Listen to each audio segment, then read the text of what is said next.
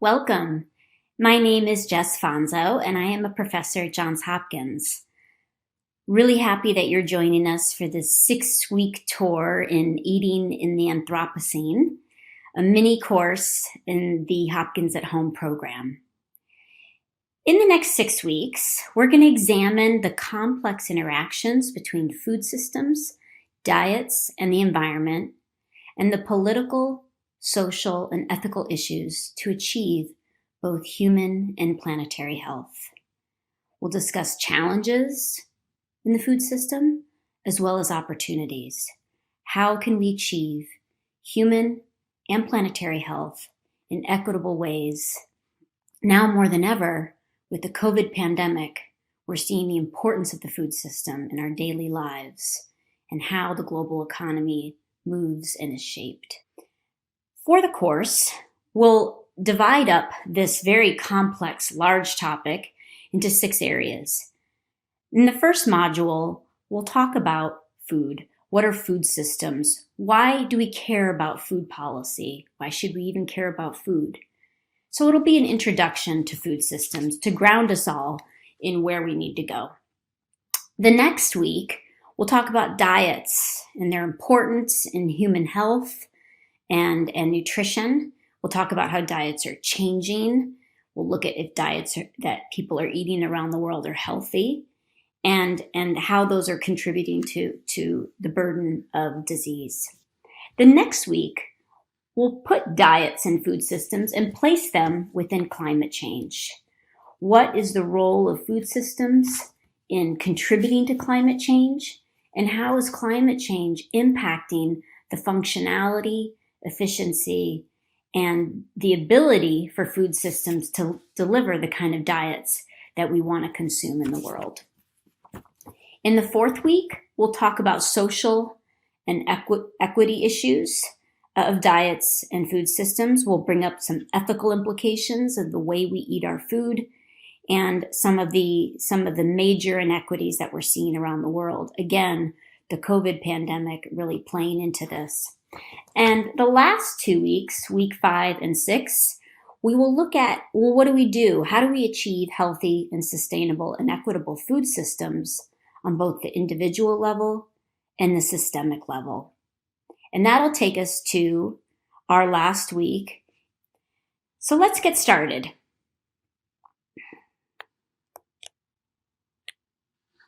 So why should we care about food and food policy? Why does it even matter?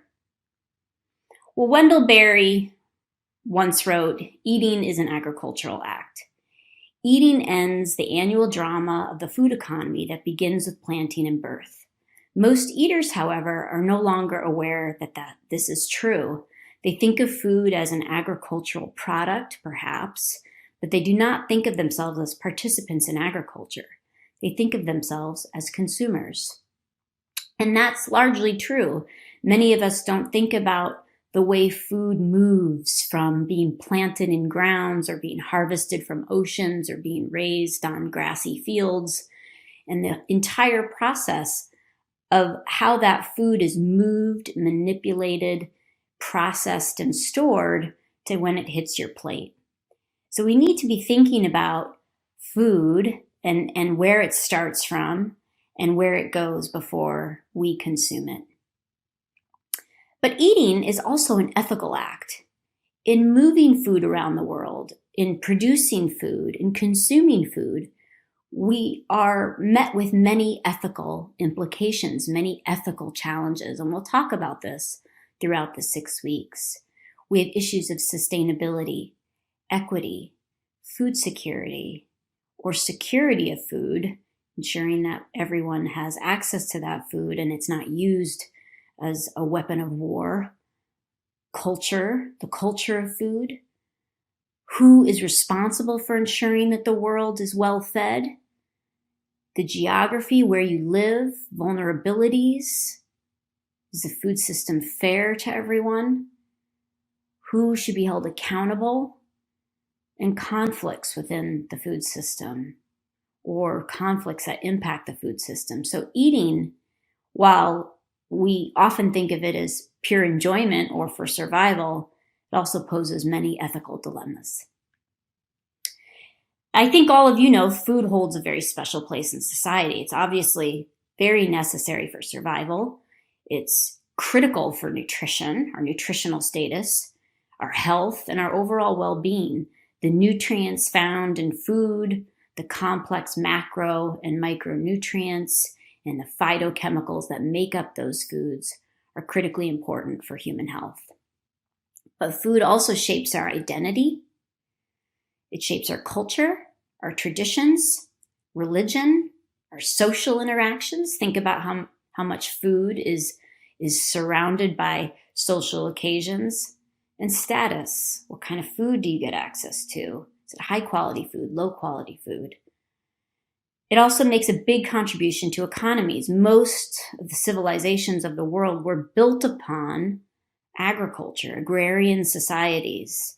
And as countries develop through economic and structural transformation, they may shift into other industries like services and manufacturing, but largely, most civilizations were built on and born out of agriculture systems.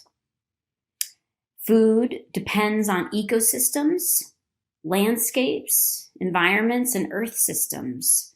And there's a very special kinship between food and those ecosystems and environment. Food influences policy and politics in many different ways. Think about food trade, very political. And most importantly, food gives pleasure. Food is something that we take in every day, of course, for survival, but it has incredible pleasure associated with it. Food is also exceptional. It's considered exceptional because it impacts what we value. We value human life. Without food, there's no human life. It's necessary to eat and to be able to make choices, and there's a relationship there. Food is also exceptional because we value culture, culinary traditions, eating practices, agriculture landscapes, the way we organize ourselves.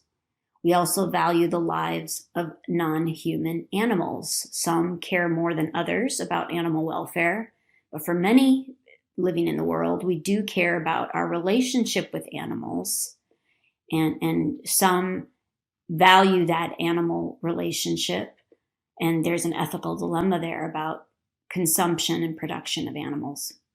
And we value the environment, the natural resources and the biodiversity that builds our food system, that makes up the backbone of our food system.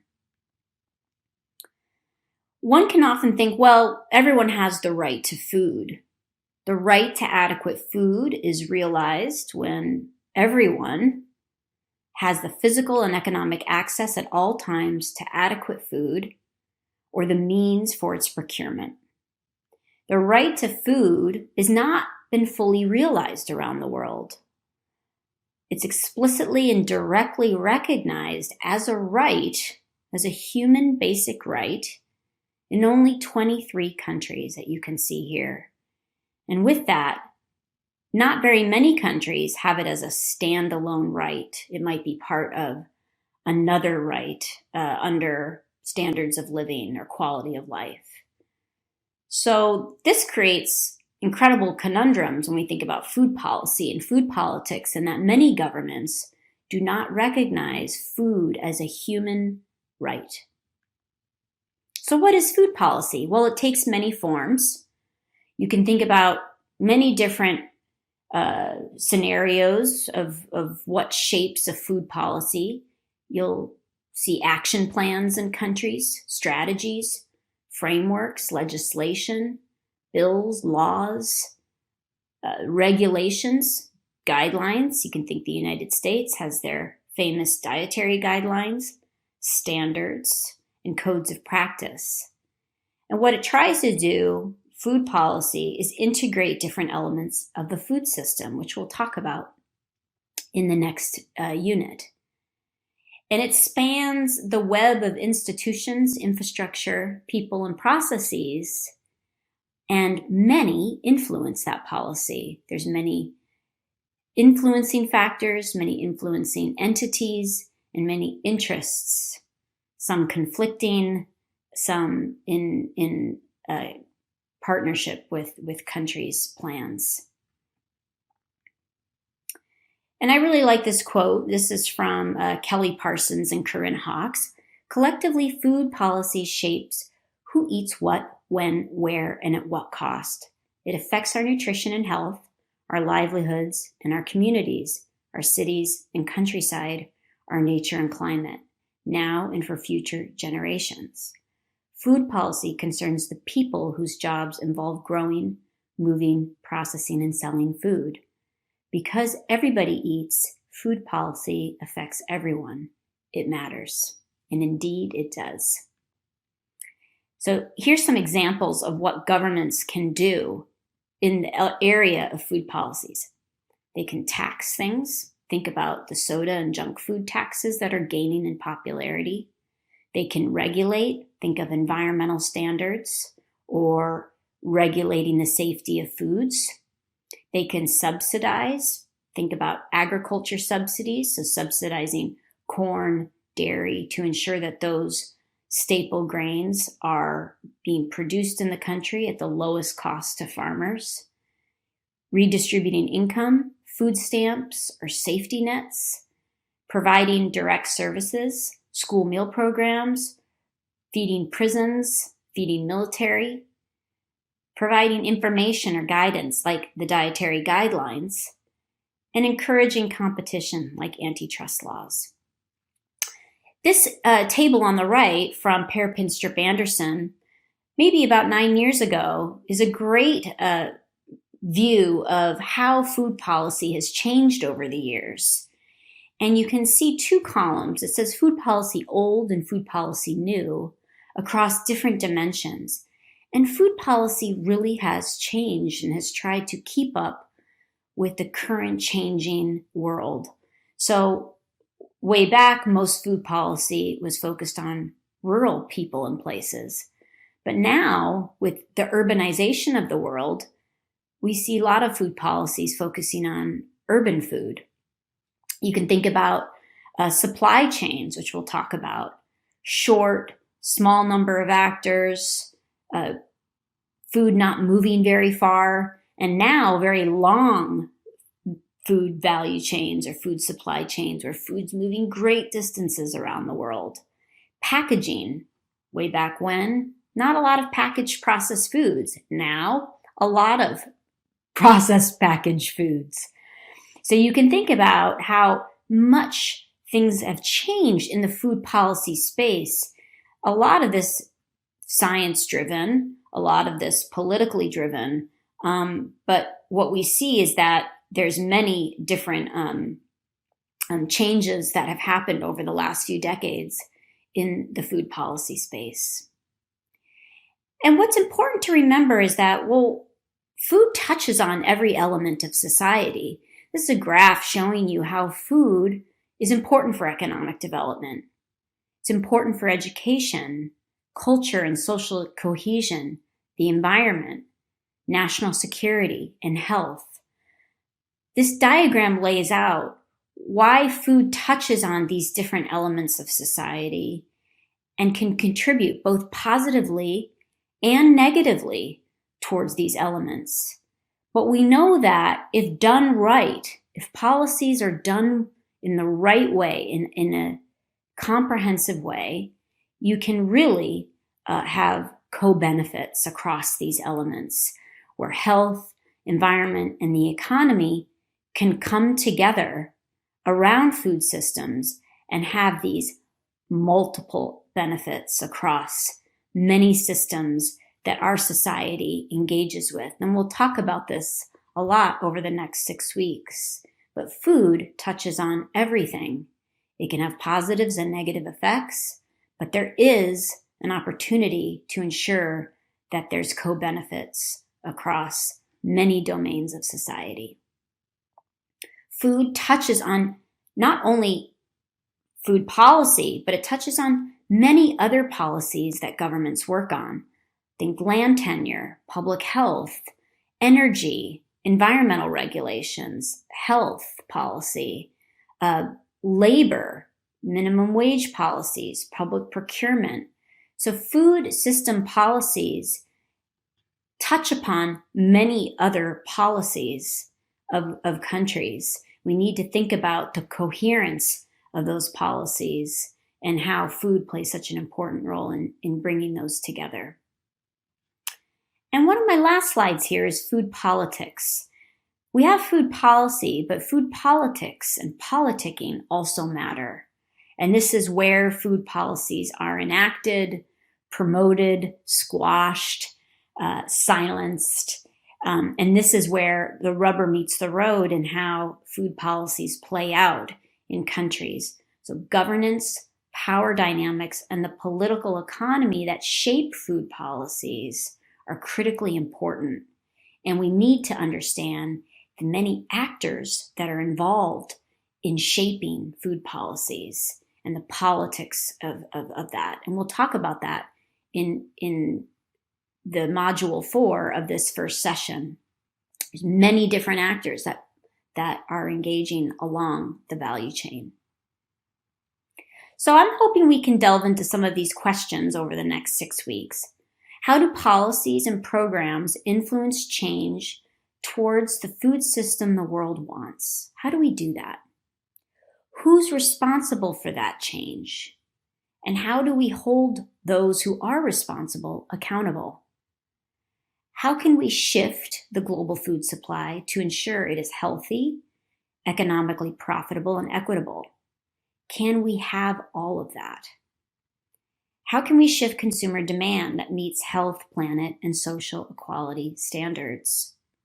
And last, how can we ensure the food system can be more resilient in the context of the many drivers that are shaping food systems, climate change being the big one? And I'll see you on the next set of week 1.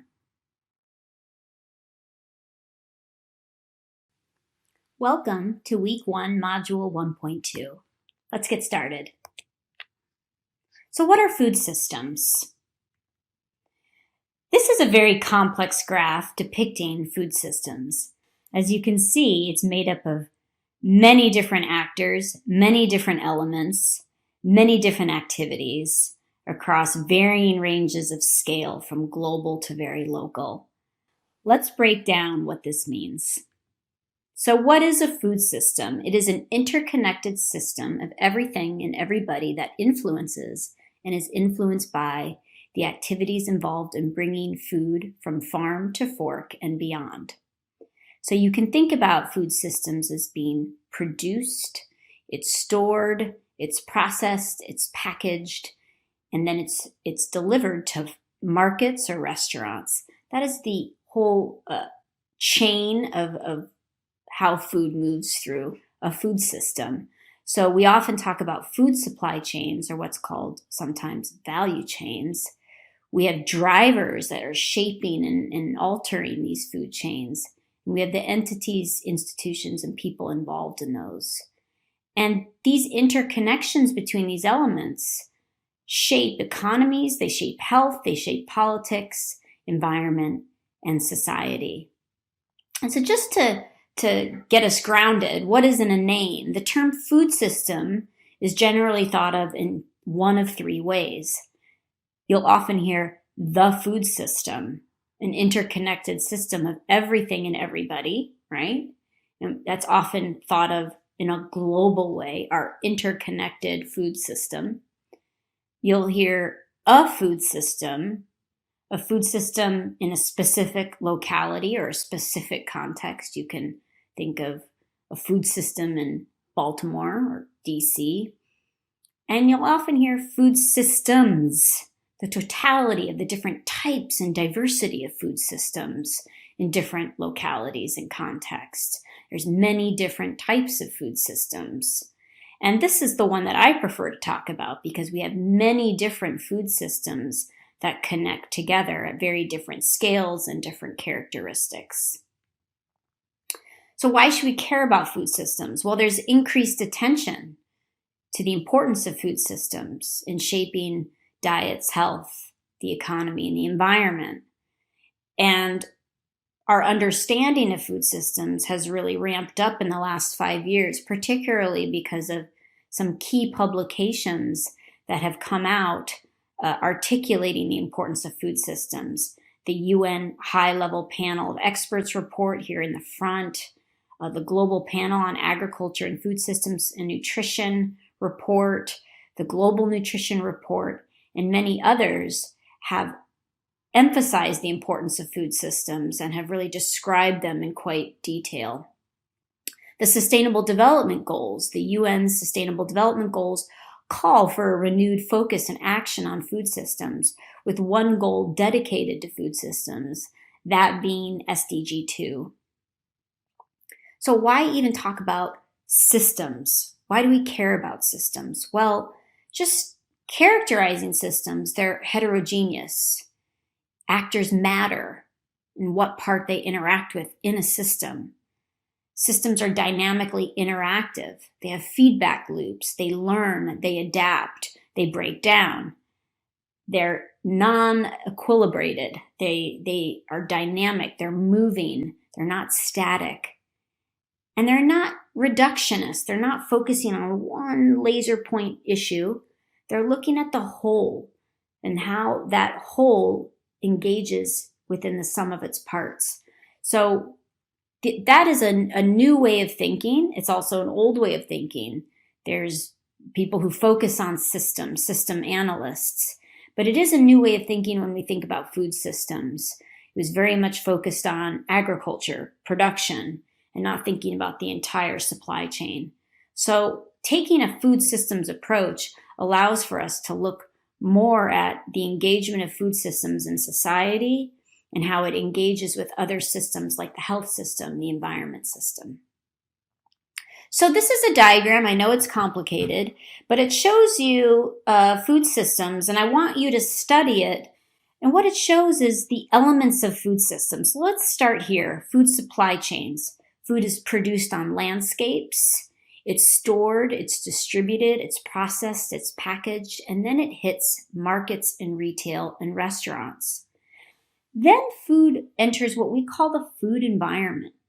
This is the place where you as the consumer engage with the food system. You walk into that environment, be it a supermarket, a restaurant, a corner store, an open wet market, and you look at what's on offer. You bring with yourself your own individual influences, your economic, your willingness to pay, how much income you make, how much information and knowledge you have, your desires and aspirations, your preferences, and how long does it take for you to get to the market, your own situational context.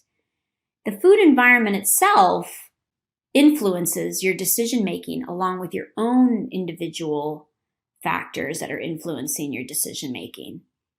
What kind of food is available? What's on offer? Is it affordable? Is there high food prices? What are the product properties? Is it safe? Is it of high quality? Is it convenient type food?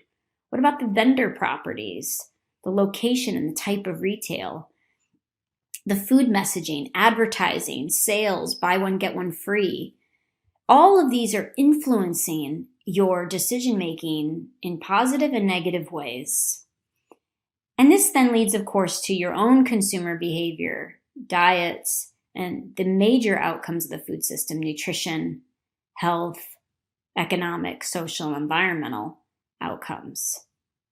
Along the top are these external drivers. These are exogenous to the food system, but influencing the food system: climate change, globalization and trade, income growth, urbanization, population pressure, politics. These are all influencing and shaping food systems in both positive and negative ways that we'll talk about. And this is kind of another way to think about the food system. And this is looking at the barriers and opportunities for eating. And you have these many different layers. You have your individual immediate layer, your gender, your age, your personal norms, your education, your income, your eating behaviors. But as you start to move out, you have other influences on eating. Social norms, your social support, your race, ethnicity, your community environment, your workplace, your school environment, food availability at the local stores, accessibility to those stores. You have agriculture and the food industry that's shaping that, the availability and the influencing those food environments. You have governmental influences on food policy, food assistance programs. And then you've got global issues, climate change, global trade, food distribution around the world.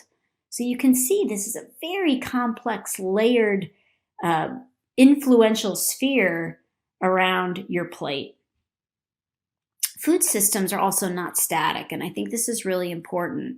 I showed you that framework earlier, the boxes and arrows, but they don't really show the dynamism, temporalism, the spatial nature of food systems, how they're being shaped and shifted and transformed and dismantled depending on a lot of those drivers, but also depending on the supply of food in the world and the demand for that food in the world.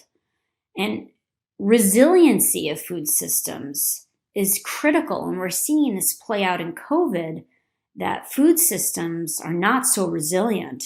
There's many areas and cracks that we're starting to see in the food system that prevent a resilient, robust food system. Another key piece about food systems is they act across multiple levels: local, national level, regional, and global. And you can think about value chains at the very local level, homegrown type, local farmers markets, to very global, massive, hyper supermarket type situations. And these, of course, lead to different outcomes depending on the scale of businesses, communities, and households. So it's important to remember that food systems act across many different levels, from very long to short value chains, global to local. So it's important to be considering that. And last, food systems interact with other systems. An impact on one system can affect another system. So let's take the health system. The COVID pandemic, we had a shock to the health system. Ebola, a shock to the West Africa health system. And that's had significant implications on the food system. So you can think about how food systems engage with other systems. Take the environmental system, climate change, climate-related natural disasters. These can have big impacts on the food system as well as the health system. So these systems do not sit in silos. They interact with each other in very profound ways, both positively and negatively.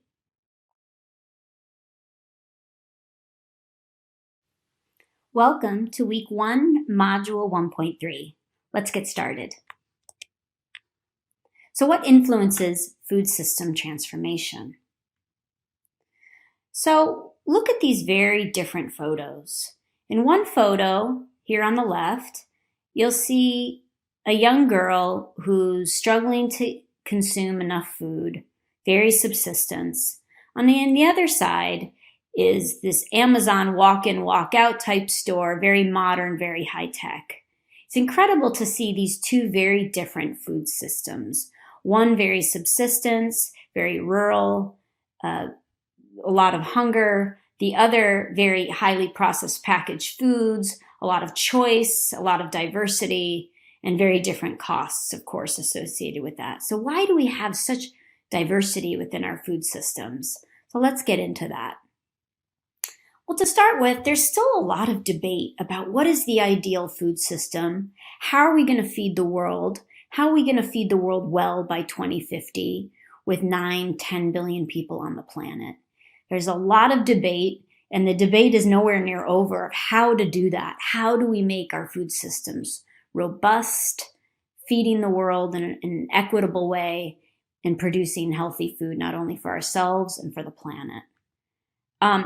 Now, on top of that, you can throw this planetary health has come to the forefront over the last several years. Climate change has garnered attention. We're going to talk in more detail about that in week 3.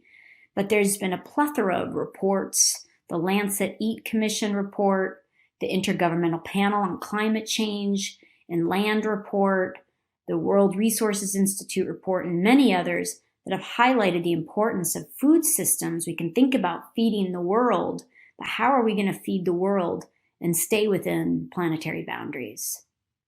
There's many different theories of how to feed the world. Increasing food production, that's what our agriculture system has been focused on for the last 50 years. Some have argued that, well, we produce enough food. We actually just need to distribute it in more equitable ways and waste less. Others say we need to change how we produce food and what we produce and stay within planetary boundaries if we want to feed the world. And then last, some argue that we need to reduce population growth. We just shouldn't get to 9-10 billion people. So the food system has done some things well. It has done many things that are not great, but it has kept up with population growth. Food production overall has been increasing and has been outpacing population growth. And so the Malthusian theory that our population would expand so much that we would starve ourselves has largely become untrue, in that while population growth hasn't surpassed the food supply, we still see pockets in the world where people are hungry, and that's a distribution issue. That's not a food supply, food production in quantity type issue. So we've been able to keep up with the food supply and with population growth. And a lot of that, the Malthus theory has been disproven, in that there was no Malthusian catastrophe. Buserup, a female economist who doesn't get enough credit, argues that because we've been able to do that because of human ingenuity, technology, and innovation, we've been able to overcome these hurdles throughout time to keep up with population growth in our food system. And we can see that there's been this great acceleration over the last 30, 40 years in the global food system, both positively and negatively. And undernutrition has come down slowly, but we're seeing at the same time a rise in overweight and obesity. Emissions from agriculture has come up. Pesticide use has gone up. Beef production's gone up. Land area was increasing, but is now flat at about 40% of the land now used in the world is for agriculture. So we've seen this massive acceleration in the global food system in order to feed the world with positive and negative outcomes. But there's a lot of global pressures on the food system. We can think about, you can see this bullet list of issues, highlighting just a few. We still have significant poverty and inequities in the world. And with COVID, there's estimating that the reductions in poverty that we saw globally will be mitigated, and that we'll see more poverty over the next several years. Globalization, trade are big issues and pressures on the food system. We saw some trade wars play out this year with the United States and China. We have climate change and natural resource degradation that's putting tremendous pressure on the ability for us to grow food. Conflict, migration, displacement, landless, and homelessness is putting pressure on food. Food safety issues, antimicrobial resistance, zoonotic diseases, as we're seeing now, the pandemic of COVID. Energy-intensive food patterns, changing dietary demands. Food aid, food assistance, food loss and waste.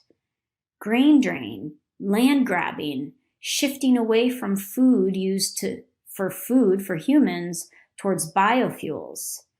So we're seeing a lot of pressures on the food system. And in times like this, we see these pressures rise to the top. They're not hidden any longer. So let me just highlight a few pressures, and we'll talk about climate change more. Climate change is a big threat to our food system and food security. What you see here is a diagram showing In 1992, some scientists got together and tried to predict what would happen to some of the natural resources that are so important for our food systems. And in 2016, a group of scientists got back together and looked to see, were those scientists right in their warning to humanity?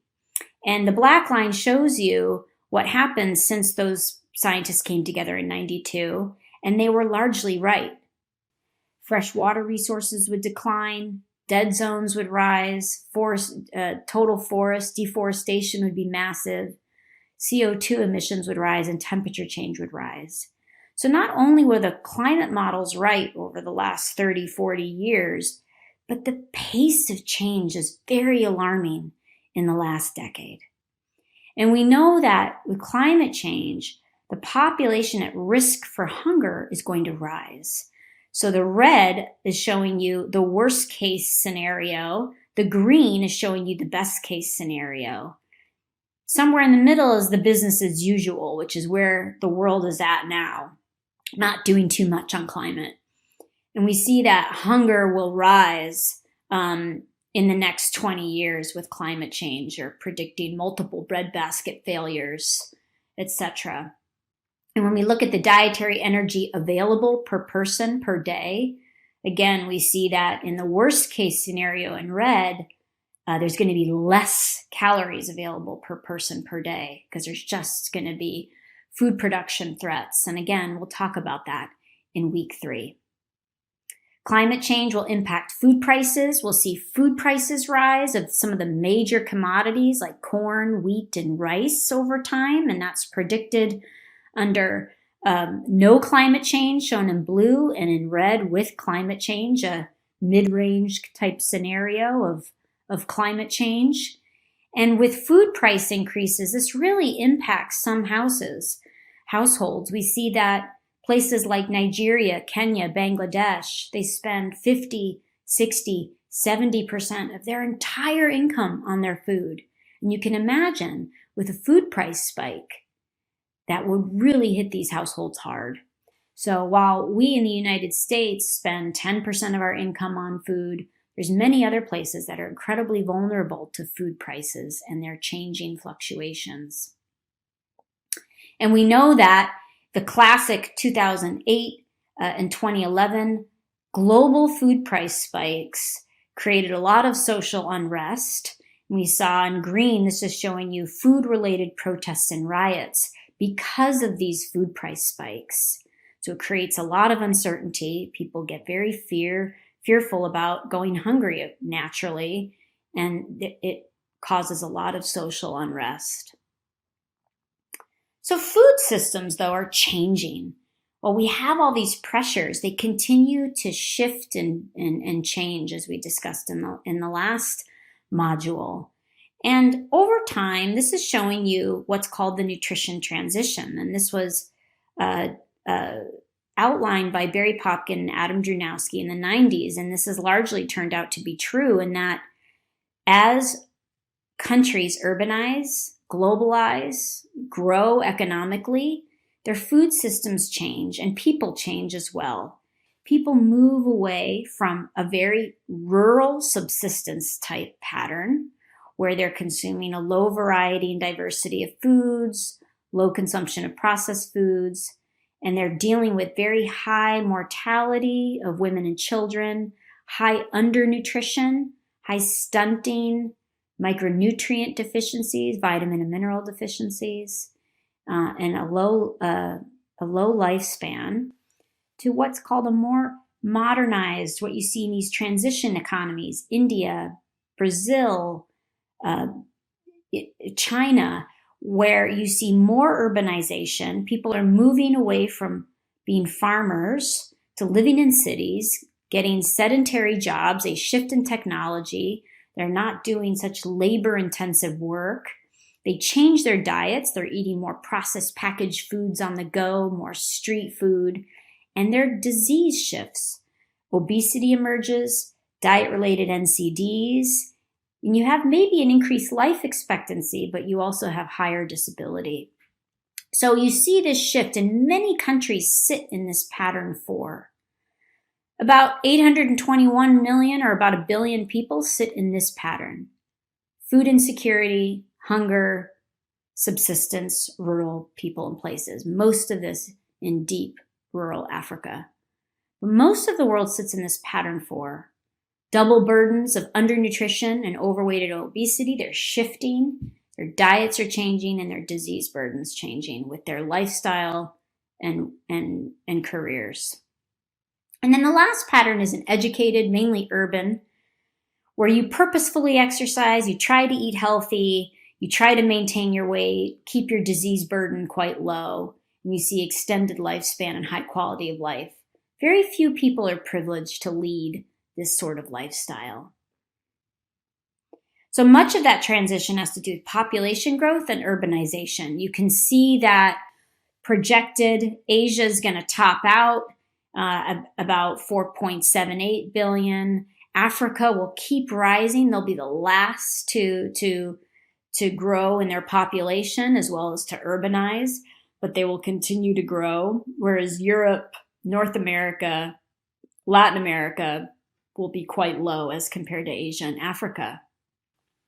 Places like Indonesia, Brazil, Pakistan, China, India will be the dominant countries with the highest number of people living in those places. And we'll see that the world will become much more urban. Already, North America is sitting at almost 80% urban. Latin America, 79%, Europe, 73%. And again, Asia and Africa, about half its population currently urban, but will continue to increase. So population and urbanization are key issues to food system shifts. This urbanization will impact rural places. Much of the urban expansion will impact rural areas and the hinterlands, and this will lead to significant losses in agriculture land. So between 1.8 and 2.4 loss of global croplands by 2030, which much of that being in Asia and Africa. So agriculture and the ability to grow food will be significantly impacted by urbanization, particularly in northern India, West Africa, and parts of eastern China. And I really like this quote by Ruth DeFries. She's a Columbia professor. She wrote a book called The Big Ratchet, which I highly recommend. She talks about how for so many years we've been farmers, right? We've transformed from foragers, hunter-gatherers to farmers. It took several thousand years for that transition to happen. She said, now that we are transforming from farmers to urbanites, our newest experiment to feed massive numbers of people from the work of just a few is just beginning.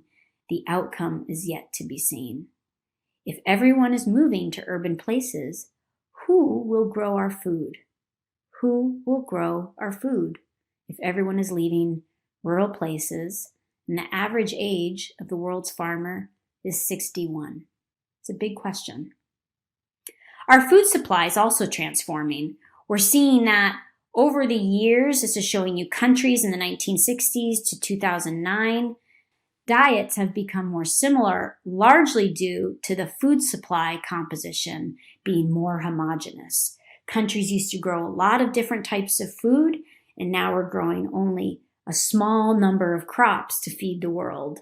75% of the land is used to grow between 12 and 15 crops. Most of those being cereals, oil crops, and that's about the extent of it. Sugar.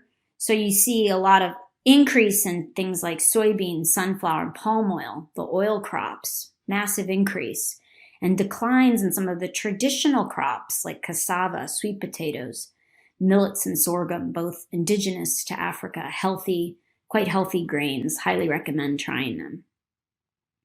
We also see the biodiversity of our landscapes declining, the variety within the species. For example, 100 years ago, we had 544 varieties of cabbage, and now we have 28. We used to have 408 varieties of tomatoes, and now we only have 79. So you see this massive decline in the biodiversity of species on landscapes, the types of foods we grow, and within those types of foods, the varieties of foods, and that puts us at great risk nutritionally and climate-wise. Another big trend of transformation of food systems is globalization and trade. Won't talk about this in too much detail, but since the beginning of time, we've been trading food, trading people. Think of the slave trade, which was devastating. We can think about the trade of food and other commodities, but we've been trading natural resources, gold, ivory, minerals, as well as food around the world for a long time. There's a lot of positives about trade, and there's also a lot of negatives about trade. We can think about the growth of supermarkets, transnational supermarkets. We can think about the growth of the availability of types of foods. We can get coffee from Ethiopia at our leisure. We've seen increase in highly processed foods that have long shelf life storage. So there's positives and negatives with trade, and a lot of politics that are affiliated with that. As an example, trade has really changed over time for some places. So take Nepal, a very rural subsistence South Asian country, still very poor. Over time, you can see production and supply has stayed pretty steady. So what they're producing in the country and the entire food supply, what's being imported and exported and produced, has stayed pretty steady. And when you look over time, they haven't had a real influx of imports. You're seeing it increase over time, but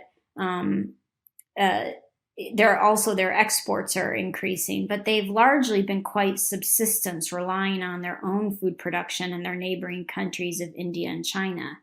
Now take Malaysia. Look at how their production has just declined over time, but their supply, food being imported, has steadily risen. Well, why is that? Well, Malaysia decided to invest in just one crop, palm oil, and that is what they export, shown here in green. But they import almost all their other food. And this is all done by trade. Having trade is critically important for Malaysia to be able to feed their population. They decided to focus on palm oil and rely on that. And you can imagine in situations of COVID or other shocks to the food system, this could put Malaysia at serious risk if borders are closed and food exports are protected by some countries that they rely on. The other transformation is market changes. Again, due to trade and other issues, we've seen this supply chain revolution, as Peter Timmer and Tom Reardon talk about, where with urbanization, you see this really big change in supply and demand. You see supermarket growth, you see different types of foods, and because of that, you see changing dietary patterns, which we'll talk about next week. And you see that play out. We've seen that a lot in the United States. You see the impacts of trade, open markets, capitalism, but we're seeing this more and more in low-income countries now, places like Ghana and Brazil, where multinationals have come in and offered more fast food, more convenient food, and more of that Western-type diet, which has, of course, both positives and incredible negative consequences associated with that. And so outlet types where people shop are really changing. We see, this is showing you by region, the different types of outlets. Look at Asia, for example. They still have a high influence of traditional stores. These are probably the wet open air markets where they sell a lot of fruits and veg and seafood. But you see also hypermarkets. These are kind of like the Walmarts, supermarkets, small supermarkets. You see this big change in places in Africa and Asia. Look at the large supermarkets in the Middle East and Africa. It's a significant proportion of the types of outlets that they have.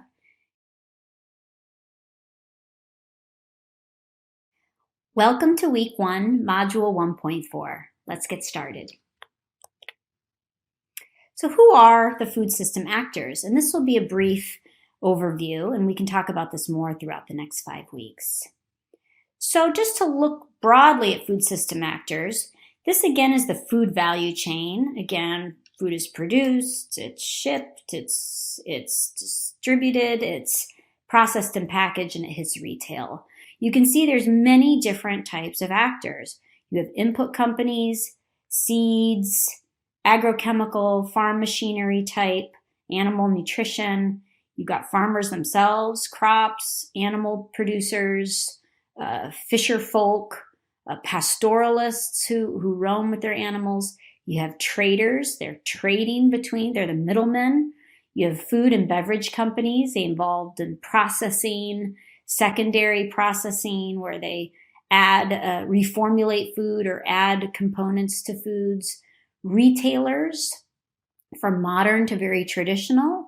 And then of course, we have the consumers, rural, urban consumers as two big disaggregated types, but we have many different types of consumers. And all of these different players are shaping food systems, the supply and the demand of those food systems. And it's important to remember that beyond just those that directly engage with the food system, there are actors that shape food systems but don't necessarily explicitly engage in food systems. We can think of those who deal in financial services, those who deal with the economy, weather, those who deal with business, providing what we call chain supporters. There's government actors that shape food policy, that are supporting these different main actors of the food supply chain that we see here. So it's important to think about the food and non-food actors that are involved in food systems. And the most important takeaway I want you to know is that there's been a big concentration and consolidation of food system actors in the world. And we see that, for example, this is showing you companies involved in seeds and pesticides, the inputs that go into farms and landscapes. You can see that there's been a real, not only a buyout of many of these companies, with, for example, Bayer Monsanto, a controversial company, has become a massive conglomerate of a business on seeds and pesticides. DuPont and Dow, others are consolidating, but they also just take up a large concentration of the industry. They're very concentrated in the amount of control that they have over seeds and pesticides as one example. You can also see there's a consolidation of grain trade among countries. This is showing you major exporters' shares of global maize, wheat, and rice exports. United States controlling 53% of maize trade, which is incredible. Again, U.S. controlling 23% of wheat, 90% of rice, 36% of milled rice in Thailand and Vietnam. But you can see countries have massive control over the major commodities that are feeding the world. So you can envision the power attached to that consolidation of grain trade. And what we see is a lot like an hourglass or a barbell. We have about 1.5 billion farmers in the world, and now 7.5 or more billion consumers. And in the middle of that supply chain, the retailers, the traders, the distributors, the processors, it gets very thin. And that's where we see a major consolidation of companies that control that supply chain along the middle.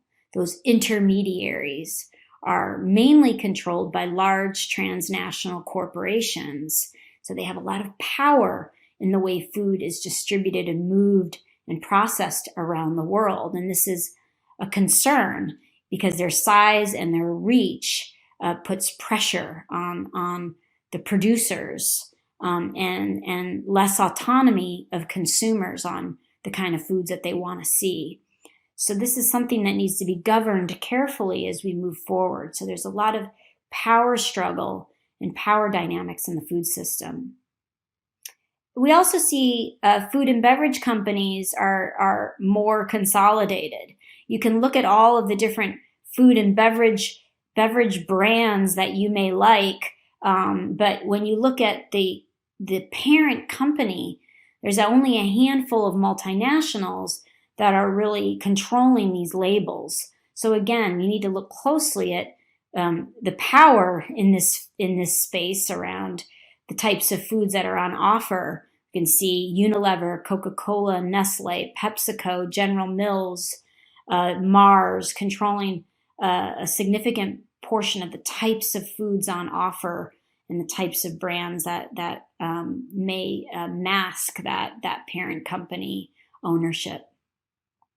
And this is just a diagram showing, I really like this, it's South America, showing you the many different actors in the global governance of food. So this is a local example, but is very telling of the global governance. And it's showing you in blue is the political subsystem, yellow is the information and services of global governance of food, and green is the operational subsystem. And on the y-axis shows you the power going very high, and then on the bottom is the interest in more local agroecological food systems.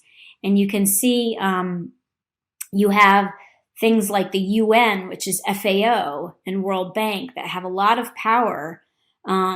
You have different types of governments in blue that have some power. And you see more of the local actors, the local producers having less power, but more interest in a food sovereignty, agroecological type approach. So the point here is that when we think about the global governance of food, you've got local actors, local civil society, consumers, farmers. You have United Nations type engagement. You have FAO, World Food Program, UNICEF, World Health Organization, that all involve in themselves in food. You have World Bank, you have the IMF, and you have another actor outside of government that also engages predominantly in food that I want to mention that may come up or you may hear about them, and that's called the CGIAR, the Consultative Group for International Agriculture Research, which was established by Rockefeller and Ford Foundations in the 40s and 50s, that started two institutions, the Rice Institute in the Philippines and the Maize Institute in Mexico. And this led to what's called the Green Revolution. And now there's 15 centers around the world. You have the Potato Center in Peru. You have IFPRI, the Policy Research Institute in DC.